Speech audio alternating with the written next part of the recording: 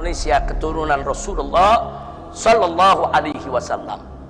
Jadi begitu mereka dengar ada Al-Husaini, Sayyid turunan Nabi datang ke Hadramut, mereka nggak terima. Assalamualaikum warahmatullahi wabarakatuh, sahabat Aswaja. Habib Rizik Syihab akhirnya buka suara mengenai pro kontra tentang kesohihan nasab para habaib yang disebut dalam tesis Imaduddin Usman. Tesis atau karya tulis ilmiah Kiai Imad yang viral itu berupa sebuah kitab berbahasa Arab dengan nama Al-Fiqroh Al-Nahdiyah fi Usul wa Al-Furu Ahlu Sunnah wal Jamaah, yang mana Kiai Imad menjelaskan dalam kitab tersebut bahwa para habaib di Indonesia mayoritas belum terbukti secara ilmiah memiliki jalur darah ke Rasulullah. Berikut video penjelasan dari Habib Rizik Syihab mengenai persoalan nasab para habaib. Di sini waktu itu saya berikan judul, benarkah habaib Indonesia keturunan Rasulullah Sallallahu Alaihi Wasallam. Nah di sini semuanya totalnya cukup banyak, ada 20 slide, tapi ada beberapa slide yang menarik. Mari kita lihat di halaman pertama saja, saya buka di sini. Kita lihat nasab Ali Ba'alawi. Nah, coba lihat nasab Al-Ba'alawi. Paling atas Nabi kita Muhammad Sallallahu Alaihi Wasallam. Beliau punya putri yang bernama Fatimatus Zahra.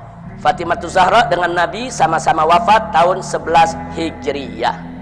Kemudian Siti Fatimah punya anak, ada Al Hasan, ada Al Husain. Kalau Ba'alwi ini dari Al Husain, nah, bukan Al Hasan. Nah, Al Husain As-Sibt. As-Sibt itu saudara artinya cucu ya. Kalau cucu dari anak perempuan itu disebut Sibtun. Kalau cucu dari anak laki-laki disebut Hafidun. Nah ini kan Sayyidina Husain ini cucu dari anak perempuan, yaitu cucu Nabi dari Fatimatus Zahra. Nah Sayyidina Husain wafat tahun 61 Hijriah ketika terjadi tragedi Karbala. Nah ternyata di padang Karbala ini ada beberapa anak Sayyidina Husain dan beberapa anak Sayyidina Hasan yang masih kecil selamat dari pembantaian. Jadi kalau ada yang bilang, oh mereka sudah mati semua, bohong. Nah, dulu ada yang nyerang begitu, turunan Nabi udah nggak ada, kata dia. Karena Nabi nggak punya anak laki, dibantah oleh para ulama. Nah gagal, mereka tuduh begitu, mereka bilang, iya turunan Nabi memang ada, tapi kan udah mati semua di padang Karbala. Dibantah lagi oleh para ahli sejarah. Nah kemudian mereka mulai beralih, menyerang yang lain. Jadi satu serangan gagal, beralih ke yang lain. Satu serangan gagal, beralih kepada yang lain. Nah kemudian mereka mulai menyerang siapa? Imam Ali Uraidi yang mereka serang. Kata mereka Imam Ali Uraidi itu bukan anak Ja'far Shadiq. Dibantah lagi oleh sejarah. Ternyata Imam Ali Uraidi namanya ada di kitab Jarh wa Ta'dil, ada di dalam kutubul hadis ya ikhwan, karena termasuk perawi hadis. Nah kemudian mereka mulai serang Imam Ahmad Muhajir. Itu yang saya kasih tanda merah itu ya ikhwan. Diserang Imam Ahmad Muhajir. Nah ini di tahun 2015 ini yang saya buat jawabannya untuk mereka ya ikhwah. Nah jadi sekali lagi mari kita lihat dulu nasabnya dari Nabi ke Fatimatus Zahra, dari Fatimatus Zahra ke Al Husain. Nah, anak Sayyidina Husain yang merupakan datuknya Ba'alawi adalah Al-Imam Ali Zainal Abidin. Sebetulnya namanya Ali Al-Ausat. Namanya Ali Al-Ausat.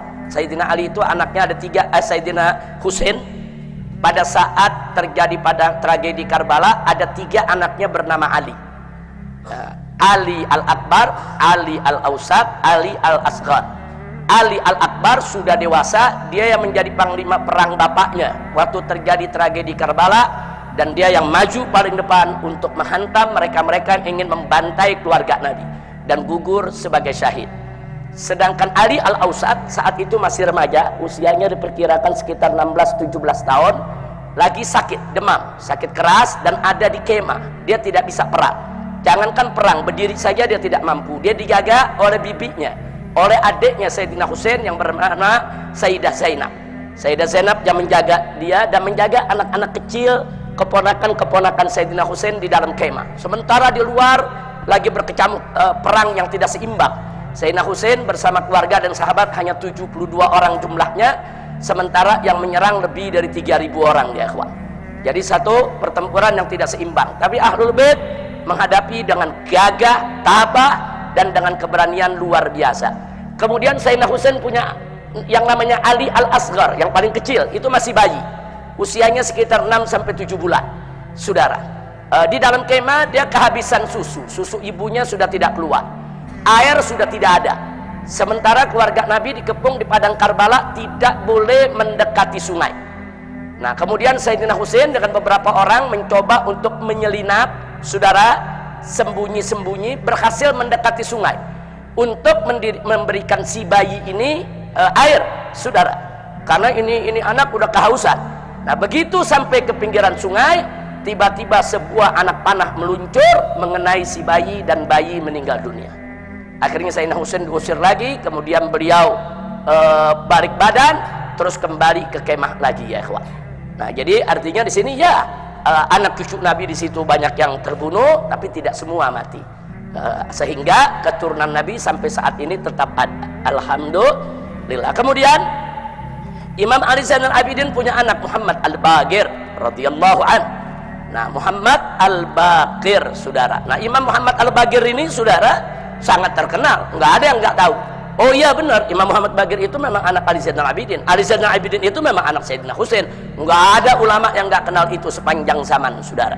Dan keberadaan Muhammadul Baqir pun juga sebagai perawi hadis. Itu yang perlu kita tahu. Kemudian Muhammadul Baqir punya anak Al-Imam Ja'far As-Shadiq. Punya Imam Ja'far As-Shadiq. Sebetulnya Al-Imam Ali Zainal Abidin punya anak ada lagi satu, namanya Zaid ibn Ali, adik daripada Muhammad Al-Baqir.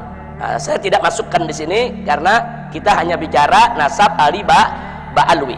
Nah, Zaid itu juga mati terbunuh. Zaid itulah yang akhirnya diimamkan oleh yaitu mazhab Zaidi, saudara. Nah, kalau kita tahu mazhab Zaidi, itu Imam Zaid putra dari Imam Ali Zainal Abidin. Nah, jadi Imam Ali Zainal Abidin pesan kepada anaknya Muhammad Baqir dan Imam Zaid, saudara, kita menjauh dari politik, kita jangan dekat dengan penguasa, kita didik saja umat, berdakwah, saudara, zuhud dan lain sebagainya. Muhammadul Baqir laksanakan pesan ayahnya, tapi Zaid menyampaikan kepada ayahnya dan kepada kakaknya nggak bisa. Kita kalau umat ini nggak boleh kita tinggal, paling tidak harus adalah satu dari Ahlul Bait yang tampil memimpin mereka, jangan sampai mereka dizalimi. Dengan prinsip semacam itu, Zaid keluar memimpin umat, dan Zaid juga mati terbunuh, ya ikhwan. Zaid mati dibunuh, saudara. Baik, kembali ke Muhammad Al-Baqir yang wafat tahun 118 Hijriah. Beliau punya anak Al-Imam Ja'far As-Shadiq. Imam Ja'far As-Shadiq ini sahabat Imam Abu Hanifah, saudara. Nah, jadi Imam Abu Hanifah meninggal tahun 150 Hijriah. Nah, sedangkan Imam Ja'far As-Shadiq meninggal tahun 148 Hijriah. Maka itu Imam Ja'far As-Shadiq pernah belajar ke Imam Muhammad Al-Baqir, saudara, bahkan pernah mendapat teguran dari Imam Ali Zainal Abidin. Jadi artinya orang-orang ini bukan fiktif, memang ada dalam sejarah. Alhamdulillah. Nah, kemudian Imam Ja'far As-Shadiq ini punya anak banyak, di antaranya Musa Al-Kazim. Nah, Musa Al-Kazim ini keturunannya disebut Al-Musawi atau Al-Kazimi. Itu banyak menyebar di Irak dan Iran, ya ikhwan. Jadi kalau kita ke Irak, ke Iran, nah ini banyak keturunan Musa Al-Kazim yang menyebar di sana, dan memang sebagian besar mereka mengikuti mazhab Syiah Ja'fari, saudara. Nah, sementara satu lagi Ismail. Nah, Ismail itu keturunannya banyak di Mesir. Nah, itu yang kita sebut akhirnya muncul mazhab Ismaili, saudara. Nah, tapi ada satu putra beliau yang terkecil, yaitu Al-Imam Ali Al-Uraidi. Nah, Imam Ali Uraidi ini tinggal di desa Uraid. Uraid itu nama desa di pinggir kota Madinah. Nah, waktu saya pertama kali sekolah di Saudi Arabia, saya pernah berusaha untuk ziarah dan saya dapatkan. Waktu itu saya ikut rombongan Habib Zain bin Smith, saya punya guru, rame-rame bersombongan dengan para santri. Kita ziarah ke Masjid Al-Imam Ali Uraidi dan magamnya di samping masjid, ya ikhwan. Jadi itu masih ada. Tapi beberapa tahun yang lalu, setahu saya 10 tahun yang lalu, itu diratakan oleh pemerintah Saudi. Jadi masjidnya sudah dibongkar rata, magam Imam Ali Uraidi juga dibongkar, saudara. Dan perbuatan semacam ini sangat berbahaya, karena ini kan bukti sejarah. Kalau makamnya dibongkar, nanti bukti sejarah hilang, saudara. Nah, katanya dipindahkan ke Baqi Al-Gharqad. Nah, wallahu a'lam, setahu saya dipindahkan ke Baqi Al-Gharqad. Tapi sebagaimana kita tahu di Baqi Al-Gharqad kan nggak ada nisan yang pakai nama, ya ikhwan. Nah, itu semua terjadi. Tapi alhamdulillah saya dengan rombongan saya punya guru pernah beberapa kali, bukan sekali. Kita setiap malam tertentu dalam 1 bulan datang kita ziarah. Saudara, masih ada masjidnya, masih ada magamnya ketika itu. Jadi Uraid itu nama desa Al-Uraidi. Nah, jadi Imam Ali Al-Uraidi ini juga seorang perawi hadis. Saudara, beliau inilah saudara yang akhirnya saudara Imam Ali Uraidi ini punya anak bernama Muhammad An-Nagib. Kenapa dijuluki An-Nagib? Karena anaknya ini menjadi naqabatul ashraf, menjadi pemimpin para ashraf, para ahlul bait yang ada di zaman itu. Dan beliau pindah ke Irak, saudara.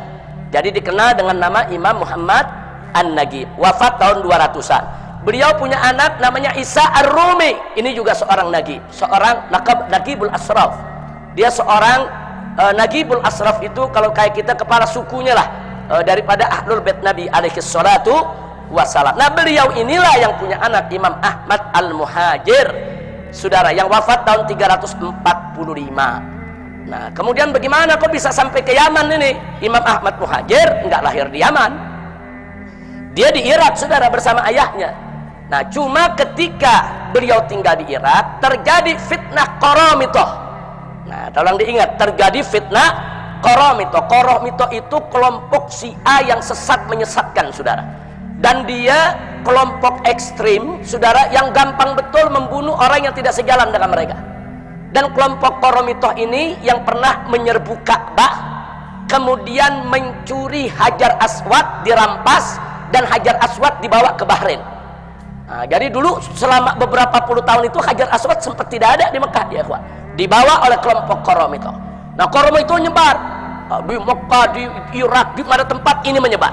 Nah, akhirnya Imam Ahmad Muhajir melihat fitnah Qaramitoh itu begitu dahsyat, beliau ajak keluarganya semua dan para sahabatnya, saudara, kurang lebih ada 300-an orang. Itu rame-rame, saudara, dari Baghdad. Mereka rame-rame ke Madinah, kemudian ke Mekah. Nah, pada saat perjalanan itu terjadi perampasan Hajar Aswad, yang akhirnya beliau lihat ini fitnah udah kelewat batas, saudara, di mana-mana terjadi kekacauan, huru hara, saudara. Akhirnya beliau bawa seluruh keluarga dan sahabatnya 300 orang ke Hadramaut. Nah, kenapa ke Hadramaut? Karena ada satu riwayat hadis yang menyebutkan jika terjadi huru hara di mana-mana, fa'alaika bi Hadramaut, maka carilah Hadramaut, tinggal di sana, kau akan dapatkan ketenangan. Nah, itu yang dipakai oleh Imam Ahmad.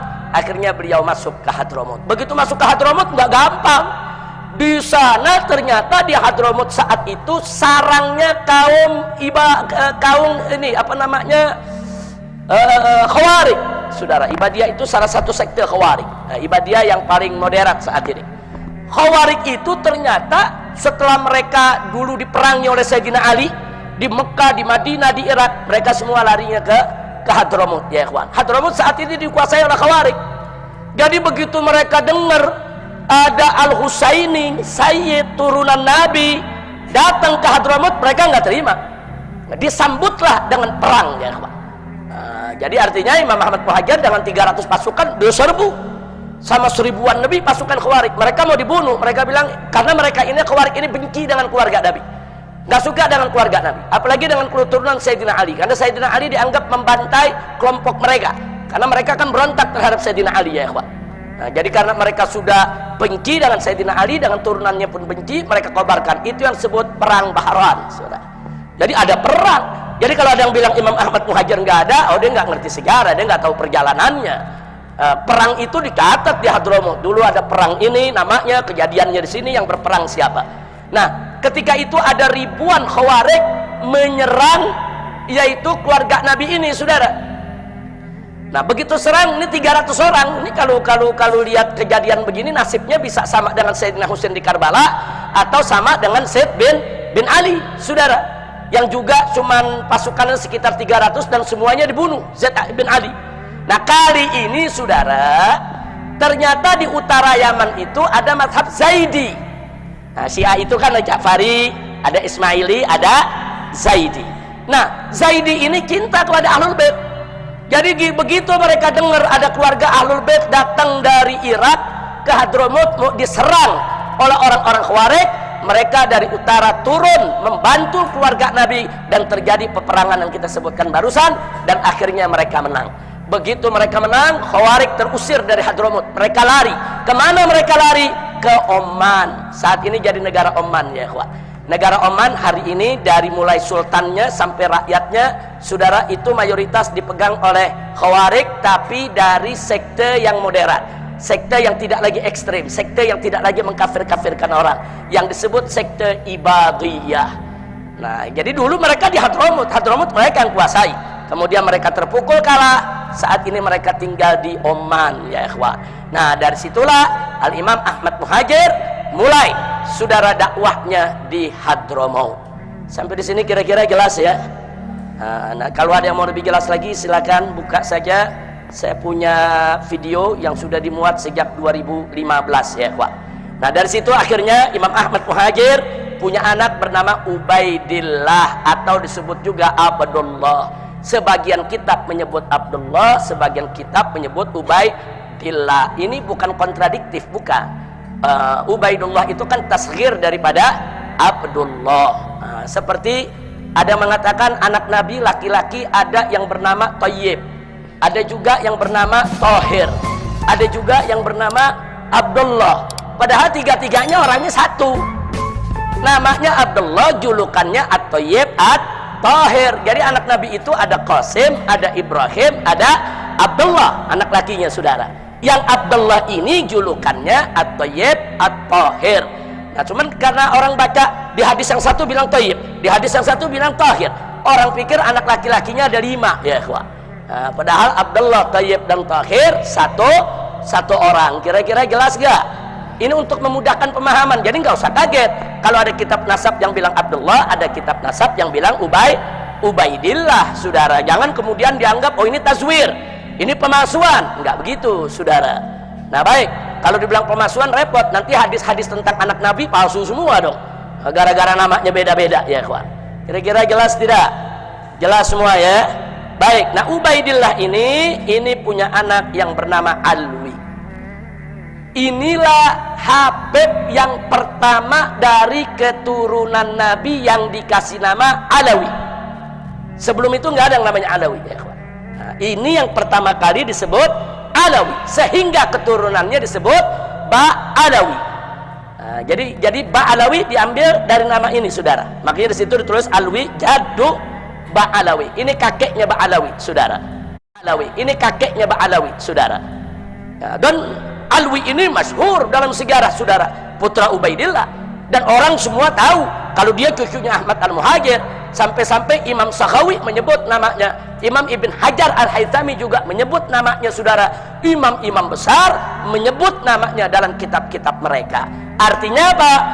Ubaidillah dan Alwi juga bukan cerita fiktif. Sampai di sini jelas? Baik, kita lanjutkan secara singkat. Dari Alwi lahir anaknya namanya Muhammad, Muhammad lahir lagi namanya Alwi. Nah, dikasih nama kakeknya Alwi. Jadi ada 2 tuh yang namanya Alwi saudara. Nah, kemudian yang berikutnya saudara ada lagi Ali Khalid Ghassam. Nah, Ali Khalid Ghassam ini saudara tinggal di Yaman. Beliau punya anak ini yang makamnya sampai hari ini ada di Muhammad Sahib Mirbad dekat Sulalah. Dia masuk ke Oman ya, dia masuk ke negeri Oman di perbatasan. Jadi yang namanya Muhammad Sahib Mirbad makamnya sampai hari ini masih ada. Makanya banyak santri-santri Al-Ahqaf kalau dulu mau ke Ahqaf, mau ke Hadramut lewat Sulala, itu biasanya mereka mampir dulu kemari. Karena di daerah Sulala itu di situ ada magam Nabi Ayub ya, ada magam Nabi Ayub, Nabi Imran. Kemudian juga ada magam Muhammad Sahib Mirbad. Nah, ini sudah ada di Oman ini magamnya ya ikhwan. Nah, dari situ saudara ada 2 anak. Imam Muhammad Sahib Mirbad ada 2 anak yang sangat populer. Yang pertama adalah bernama Ali, yang kedua bernama Alwi saudara. Nah, Ali disebut Walidul Faqih. Kenapa beliau disebut Walidul Faqih? Karena beliau ayah kandung Al-Imam Muhammad Al-Faqih Al-Muqaddam. Jadi kalau disebut Al-Faqih Al-Muqaddam saudara, Nah, namanya Muhammad, ayahnya adalah Ali. Makanya Ali disebut walidul faqih, ayahnya faqih muqaddam. Sehingga yang bernama Alwi, saudaranya Ali, disebut ammul faqih. Jadi yang satu disebut walidul faqih, yang disebut ammul faqih. Kenapa? Karena memang faqih muqaddam ini tokoh sentral, habaib, saudara yang sangat terkenal. Nah, kemudian mari kita lihat dari al-faqih muqaddam itu melahirkan tidak kurang dari 75 leluhur Ba'alwi.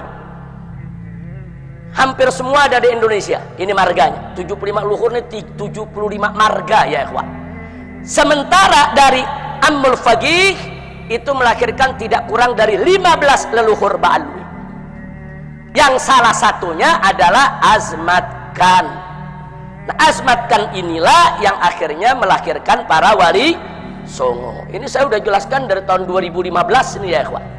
Nah, makanya kalau Anda baca buku saya yang berjudul FPI Dialog Amar Ma'ruf Nahi Munkar, saya cantumkan di sana nasab wali Songo secara lengkap sampai kepada Pangeran Yusuf atau yang tadi disebut Maulana Yusuf oleh Kiai Qurtubi, saudara. Sampai di situ itu nasab tercatat, saudara. Nah, jadi supaya kita tahu inilah uraian nasab para habaib Ba'alwi dan uraian nasab wali Songo. Ternyata wali Songo dan para Ba'alwi ini mereka bersaudaranya di mana? Mereka bersaudaranya satu datuk di Imam Muhammad Shahib Mirba. Nah, saudara. Nah, baik. Nah, pertanyaannya sekarang, kenapa kok yang wali Songo datuknya nisbahnya ke Azmat Khan? Azmat Khan itu terkenal di India, saudara. Nah, bukan di Yaman. Di Yaman waktu itu belum lahir tuh Azmat Khan, saudara. Nah, jadi ceritanya datuknya Azmat Khan ini dari Yaman, mereka menjadi pedagang, saudara, di mana mereka melakukan perjalanan tijarah dari mulai Jazirah Arabia lewat Irak, saudara, lewat Iran, Afghanistan, sampai mereka tiba di India. Dan mereka di India, saudara, menyebarkan Islam yang dikenal dengan nama Sultan Abdul Malik, saudara. Sultan Abdul Malik ini datuknya wali Songo. Dia sebarkan Islam di India. Kemudian dia punya anak, punya keturunan, saudara. Nah, kemudian orang-orang menjuluki mereka ini Azmat Khan. Kita kalau dengar Khan itu biasanya dari mana? India. Ada Salman Khan, Shahrukh Khan. Nah, kan dari mana? India. Nah, kok ada wali Songo bisa dari India? Bukan dari India asalnya. Asalnya dari Hadramut. Datuknya hijrah ke India.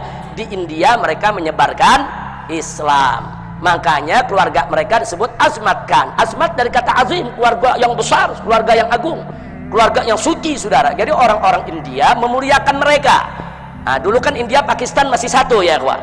Nah, dulu India Pakistan masih jadi satu. Bahkan dulu Kesultanan Islam akhirnya berkuasa di India seluruhnya ya, kawan.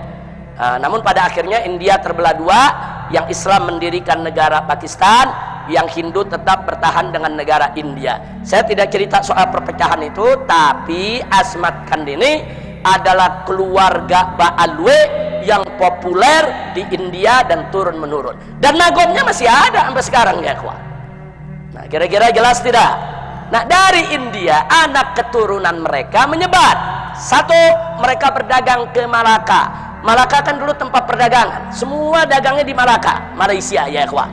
Nah, dari Malaka ini mereka menyebar. Ada yang ke Filipina, di Mindanao sana. Makanya di Mindanao sana ada Kesultanan Mindanao. Tahu siapa nama sultannya? Sarif Kabungsuan. Pakai sarif ya, kawan. Sarif Kabungsuan. Kenapa? Karena mereka tuh satu tali dengan Azmat Khan ya, kawan. Jadi mereka itu bikin. Ada Kesultanan Mindanao, ada Kesultanan Sulu, ada juga Kesultanan Brunei, saudara. Jadi mereka ini menyebarkan Islam di Filipina, Brunei, Malaysia, dan mereka banyak jadi sultan ya, kawan. Nah, kira-kira jelas tidak? Nah, dari Malaka ini pula lah ada yang terjun ke pulau tanah Jawa. Kalau saya sebut pulau Jawa, maksudnya dari ujung kulon Banten sampai ke Banyuwangi sana, saudara, bahkan sampai ke Madura. Nah, tanah Jawa ini, saudara, dulu menjadi garapan para wali songo. Kenapa? Karena di antara pulau-pulau yang ada di Indonesia yang paling padat itu Pulau Jawa, ya kawan. Bahkan dulu pusat pemerintahan juga kan di Pulau Jawa, ya kawan. Apakah itu dari mulai kerajaan Majapahit, sebelumnya Singosari sampai Sriwijaya, ya kawan, yang kekuasaannya sampai ke Palembang sana dan seterusnya. Nah, jadi mereka lah yang menyebarkan Islam di tanah Jawa, ya kawan. Itu satu keluarga semua. Sari kebungsuan yang ada di Mindanao, Filipina Selatan, keluarga Kesultanan Mindanao, Kesultanan Sulu, sampai Kesultanan di tanah Jawa, semua satu pongkol, yaitu daripada keluarga besar Asmat Khan. Kira-kira sampai sini jelas tidak? Jelas tidak? Nah, lalu bagaimana kalau yang Ba'alwi, saudara? Yang Ba'alwi, yang habaib dari Hadramut ini, saudara? Nah, yang dari Hadramut, yang 75 leluhur, mereka juga rame-rame berdagang. Nah, tapi saudara, mereka tidak tinggal di India, mereka juga tidak keliling Irak dan lain sebagainya. Nah, mereka menggunakan jalur laut, berlayar sampai mereka tiba di Aceh. Nah, mereka mulai tiba di Aceh, kemudian cari tempat yang layak, dan mereka temukan Palembang. Palembang itu tempat kumpulnya habaib dari yang 75 leluhur, saudara. Nah, termasuk Habib Utsman bin Yahya pertama terjunnya ke Palembang, saudara, datuknya. Nah, dari Palembang mereka menyebar, ada yang ke Kalimantan, ada yang ke Sulawesi, ada yang ke Irian, saudara. Nah, mereka nyebar ke seluruh tanah-tanah Jawa di sana, saudara. Nah, jadi kenapa saat itu mereka lebih banyak nyebar, yaitu ke Kalimantan, Sulawesi dan Irian? Karena Pulau Jawa ini udah banyak digarap pada Wali Songo, saudara. Di mana-mana udah pada masuk Islam, saudara. Jawa Barat, Jawa Tengah, Jawa Timur udah jadi negeri Islam semua. Nah, mereka mencari tempat-tempat yang masih belum tersentuh Islam. Makanya ada yang masuk ke Sulawesi seperti guru tua Habib Idrus bin Salim Al-Jufri, saudara, yang membangun Al-Khairat, hampir 1.500 sekolah yang ada di wilayah Indonesia Timur. Belum lagi saudara-saudaranya Habib Utsman bin Yahya, saudara, yaitu Habib Hasim yang menyebarkan Islam di Kalimantan. Sampai ada satu juga pangeran kerajaan Kalimantan Timur, saudara, kerajaan Kutai, setelah Islam itu juru agamanya dan pangerannya adalah dari keluarga besar bin Yahya, ya ikhwan. Nah, disitulah menyebar. Jadi artinya apa? Artinya Ba'alwi ini baik yang dari Waridul Faqih maupun yang dari Ammul Faqih bahu membahu untuk mengislamkan Indonesia. Saya tanya, bagus tidak itu? Bagus, saudara. Enggak ada yang perlu diperdebatkan soal itu, saudara. Memang di kalangan ahli nasab ada perbedaan soal nasab Asmat Khan, saudara. Memang ada perbedaan, tapi perbedaan itu nggak bisa dijadikan dalil membatalkan nasab Asmat Khan, saudara. Enggak. Sementara para ahli sejarah, para mu'arrikh, saudara, hampir sepakat sebagaimana disampaikan oleh Sayyid Muhammad Diya Syihab dalam tahqiqnya untuk kitab Samsud Zakhirah. Nah, dalam catatan tahqiqnya beliau sampaikan, saudara, nah, bahwa para ahli tarikh umumnya sepakat Wali Songo itu berasal dari Asmat Khan. Kalau mereka Asmat Khan, berarti mereka Ba'alwi. Kalau mereka Ba'alwi, berarti mereka keturunan Rasulullah SAW. Kira-kira sampai sini jelas tidak? Jelas tidak? Nah, sekarang baik, sudah tahu seperti ini. Mungkin ada yang mau tahu apa aja sih leluhur-leluhurnya Ba'alwi nih, baik yang menurunkan Wali Songo maupun yang lainnya. Perhatikan dalam kitab Aswaja yang saya buat, ya kawan, menyoroti Wahabi dan Syiah. Di kitab ini saya sudah uraikan semuanya, ya kawan, di halaman 215. Nah, perhatikan baik-baik. Imam Al-Faqih Al-Muqaddam Muhammad bin Ali Ba'alawi menurunkan para imam yang merupakan para datuk dari marga-marga habaib. Antara lain ada 7, di sini saya sebut bukan 75 lagi, 95. Di sini yang saya sebutkan ada 95. Yang 75 ini yang nyebar di Indonesia, ya ikhwan. Nah, di antaranya apa? Saya bacakan aja sebagian. 1. Abu Numay, 2. Ad-Dahab, 3. Az-Zib, kemudian 4. Al-Attas, 5. Al-Idrus, 6. Al-Bahar, 7. Al-Baiti, 8. Al-Bar, 9. Al-Barahim, 10. Al-Barakat, 11. Al-Barum, 12. Al-Barakbah, 13. Al-Batah, 14. Al-Buftaim, 15. Al-Ghaidi, kemudian 16. Al-Ghumri, 17. Al-Husn, 18. Al-Habshi, 19. Al-Haddar, 20. Al-Hadi, 21. Al-Hamadun, 22 Al-Hamid, 23 Al-Hindwan, 24 Al-Hiy. Kemudian 25 Al-Jazirah, 26 Al-Jufri, 27 Al-Junaid, 28 Al-Jailani, 29 Al-Kaf, 30 Al-Qadat. Kemudian bukan Al-Haddad ya, lain lagi, Al-Qadat, saudara. Kemudian 31 Al-Qirishah, ya 32 Al-Khamur, 33 Al-Khaneman, 34 Al-Khirid, 37 Al-Khun, 36 Al-Madikik, 37 Al-Mahdi, 38 Al-Maknun, 39 Al-Marzak, 40 Al-Masilah, 41 Al-Masyhur, 42 Al-Muallim, 43 Al-Mudhir, 44 Al-Mugabir, 45 Al-Mukhtar, 46 Al-Munawwar, 47 Al-Musawa, kemudian 48 Al-Musayyah, 49 Al-Mutahhar, 50 Al-Ghadi, 51 Al-Ghadri, 52 Al-Gutbat, 53 At-Taha, 54 Al-Wahd, 55 Ar-Rakhilah, 56 Ar-Rawsan, 57 Ar-Rudai, 58 Ar-Rus, 59 As-Sakran, 60 As-Segaf. Kemudian ini disusun berdasarkan abjad ya. Ntar ada yang tanya, kok As-Segaf adanya belakangan? Berdasarkan abjad, yang A dulu baru yang B begitu. Jangan ntar As-Segaf protes ya, ini kok As-Segaf yang justru kakak paling tua kok jadi ditaruh belakang ini. Nah, jadi jangan protes dulu As-Segaf ya. Al-Habsyi juga karena H ya kita taruh di H ya kawan. Baik, selanjutnya saudara ada 61 As-Sirri, 62 As-Safi, 63 As-Salabiyah, 64 As-Sabsabah, kemudian 65 As-Syambal, 66 As-Syatiri, 67 As-Syaikhan, 68 As-Syili, 69 Az-Zahir, 70 Ba'agil, 71 Baharun, 72 Bahasan, 73 Bahusain, 74 Bajahdab, 75 Basyeban. Nah ini Basyeban ini Jawa Timur banyak saudara, kiai-kiai yang dia punya nasabnya Basyeba. Nah, tentunya saudara ini nasab-nasab yang saya sebutkan ini saudara sesuai dengan data-data yang ada dari kitab nasab. Kemudian yang berikutnya lagi 76 Basmele, 77 Ba'umar, 78 Balghis, 79 Bilfagi, 80 bin Hamid. Al-Hamid dengan bin Hamid beda ini, ada bin Hamid. Kemudian 81 ada bin Harun, 82 bin Hashim, 83 bin Ibrahim, 84 bin Ismail, 85 bin Jindan, 86 bin Sahil, 87 bin Sumaitan, 88 bin Syaikhan, 89 bin Syihab. Bin Syihab belakangan lagi. Yang ke-89 ya kawan. Karena S kan belakangan. Nah, kemudian 90 bin Yahya. Nah, bergandengan lah tuh bin Syihab dan bin Yahya ya. Abah Umi itu Muhammad ya. Baik, berikutnya 91 Fad'at, 92 Jamalul Lail, 93 Maula Dawilah. Maula Dawilah paling tua ini. Nah, namanya di nomor 93, 94 Maula Khailah, saudara. Dan 95 Syekh Abu Bakar bin Salim. Jadi Bakar bin Salim. Jadi kita bisa lihat itu yang keturunan daripada Walidul Faqih. Ada 95, kurang lebih ada 75 yang mereka ada di Indonesia. Bahkan perlu dicatat ya kawan, ada beberapa marga habaib di Yaman udah nggak ada lagi. Jadi kalau ke Yaman nggak ada ini marga. Kenapa? Karena datuknya semua dulu udah hijrah ke Indonesia. Di antaranya Barakbah di Yaman udah nggak ada. Bafaraj di Yaman udah nggak ada ya kawan. Jangan-jangan ntar orang Yaman bingung ini marga dari mana nih? Karena mereka udah hijrah ke Indonesia, berkembang biak di Indonesia. Kira-kira jelas ya. Nah sekarang yang berikutnya saudara, itu tadi dari Walidul Faqih yang nomor 1.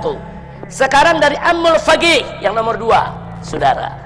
Nah dari Ammul Faqih setidaknya saudara yang tercatat ada 20 leluhur. Yang tercatat di situ yang kita tulis ada 15. Ini 15 yang banyak di Indonesia bersebar ya kawan.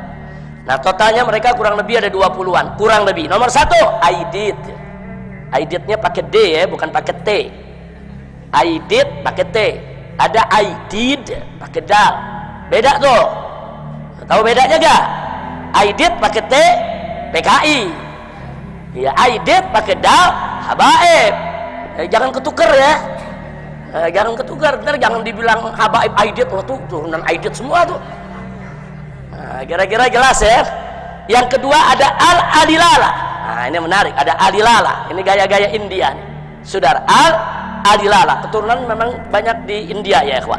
Kemudian yang ketiga Al-Auhaj. Yang keempat Al-A'yun. Yang kelima Al-Babtin. Yang keenam al-baiti. Al-baiti ada yang walidul fagi, ada yang amul fagi. Yang ketujuh al-bait. Yang kedelapan al-haddad. Nah, al-haddad di sini nih, saudara. Nah, al-haddad. Yang kesembilan at-ta'wil. Yang kesepuluh azmatkan. Ternyata azmatkan sama al-haddad satu datu gitu. Satu, sama-sama dari amul fagi. Al-haddad nggak masuk dalam kelompok yang tadi, masuknya amul fagi. Kemudian yang berikutnya lagi saudara, yang ke-11 ba'bud, yang 12 bafaraj, yang ketiga bafagi, yang ke-13 ke-14 bahasan, yang ke-15 bahasin, yang ke-16 basurrah, yang ke-16 basukuta, yang 18 bin Hashim, yang ke-19 bin Sumaid. Habib Bahar bin Sumaid ya ikhwan. Semua orang Indonesia bilangnya bin Sumit ya ikhwan. Sebetulnya bin Sumaid. Orang kalau dengar bin Sumit dianggap jangan-jangan dari Eropa nih. Nah, iya dari Inggris nih. Dipikir bangsa Smith ini ya ikhwan.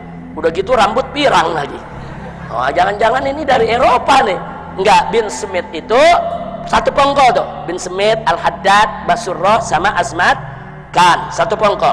Dan yang ke-20 bin Thohir. Itulah penjelasan dari Habib Rizik Syihab mengenai nasab para habaib yang akhir-akhir ini ramai ditentang oleh sebagian orang. Wallahu a'lam. Wassalamualaikum warahmatullahi wabarakatuh.